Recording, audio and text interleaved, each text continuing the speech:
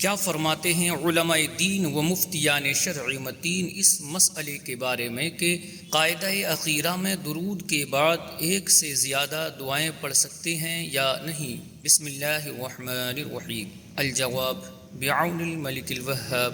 اللہم ہدایت الحق والصواب۔ قاعدہ اخیرہ میں درود پاک کے بعد ایک سے زیادہ دعائیں پڑھ سکتے ہیں، شرعاً اس میں کوئی حرج نہیں، بلکہ خود نبی اکرم صلی اللہ تعالی علیہ وآلہ وسلم سے ایک سے زیادہ دعائیں پڑھنا ثابت ہے، لیکن جو دعائیں پڑھی جائیں ان میں اس بات کا لحاظ رکھا جائے کہ وہ دعائیں ماثورہ یعنی قرآن و حدیث سے منقول ہوں۔ نیز اگر کوئی شخص امام ہو تو اسے اس بات کا لحاظ رکھنا چاہیے کہ زیادہ طویل دعائیں نہ کرے، خصوصاً جب کہ اس کی وجہ سے مقتدیوں کو تکلیف ہو، کیونکہ حدیث پاک میں بیماروں، کمزوروں اور بوڑھے مقتدیوں کی رعایت کی وجہ سے امام کو نماز میں تخفیف کرنے کا حکم دیا گیا ہے۔ قاعدہ اخیرہ میں درود پاک کے بعد ایک سے زیادہ دعائیں پڑھنا احادیث سے ثابت ہے، جیسا کہ صحیح مسلم کی حدیث مبارکہ میں ہے۔ حضرت ابو ہریرہ رضی اللہ تعالی عنہ سے روایت ہے، فرماتے ہیں کہ رسول اللہ صلی اللہ تعالی علیہ وآلہ وسلم نے فرمایا کہ جب تم میں سے کوئی تشہد پڑھ لے تو 4 چیزوں کے متعلق اللہ سے پناہ طلب کرے، یعنی اس طرح دعا کرے: اللہم انی اعوذ بک من عذاب جہنم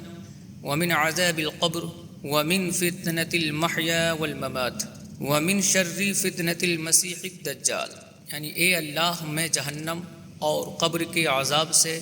تیری پناہ چاہتا ہوں، اور حیات و موت کے فتنے اور مسیح دجال کے فتنے سے تیری پناہ چاہتا ہوں۔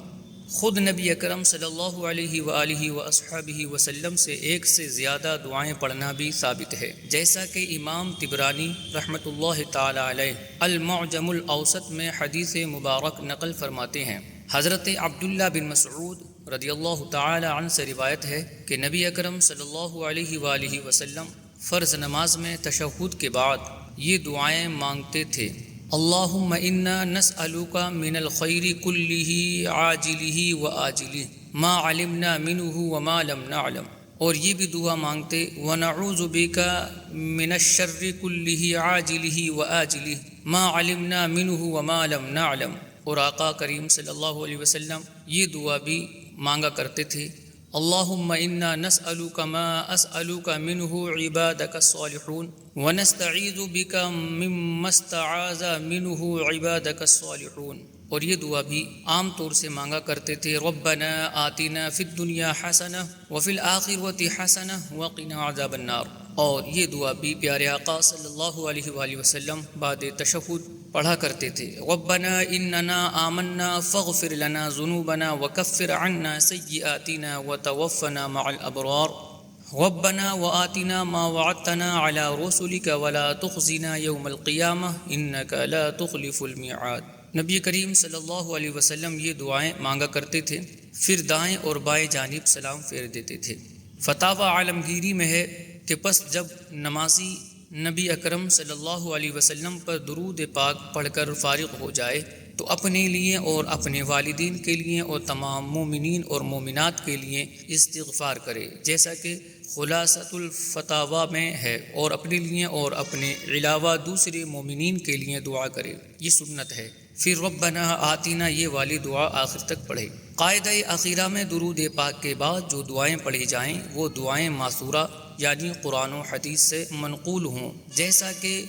غنیت المتملی مع منیت المصلی میں ہے، اور اپنے لیے، اپنے والدین کے لیے اور تمام مومنین اور مومنات کے لیے استغفار کرے اور ماثورہ دعائیں پڑھے۔ علامہ علاء الدین حصفکی رحمۃ اللہ تعالی علیہ، جن کا سال وفات 1088 ہجری 1677 عیسوی ہے، لکھتے ہیں کہ جو دعائیں قرآن و سنت میں ذکر کی گئی ہیں وہ پڑھے، لوگوں کے کلام کے مشابہ الفاظ سے دعا نہ مانگے۔ جو شخص امام ہو تو اسے اس بات کا لحاظ رکھنا چاہیے کہ طویل دعاؤں کی وجہ سے مقتدیوں کو تکلیف نہ ہو، جیسا کہ حضرت ابو ہریرہ رضی اللہ تعالی عنہ سے روایت ہے کہ رسول اللہ صلی اللہ علیہ وآلہ وسلم نے فرمایا: جب تم میں سے کوئی شخص لوگوں کو نماز پڑھائے تو تخفیف کرے، کیونکہ جماعت میں کمزور، بیمار، اور بوڑھے سب ہی ہوتے ہیں، اور جب اکیلا پڑھے تو جس قدر جی چاہے نماز کو طول دے سکتا ہے۔ واللہ اعلم تبارک و تعالی ورسولہ اعلم صلی اللہ علیہ وآلہ وسلم۔